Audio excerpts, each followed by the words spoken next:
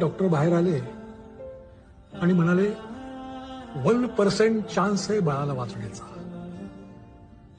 मात्र काचेच्या पेटीत किती दिवस ठेवायचं हा डिसिजन मात्र तुमचा. एक क्षणभरही न दवडता गजू म्हणाला, हो डॉक्टर, मुलगा आहे तो माझा, काही करा आणि वाचवा त्याला.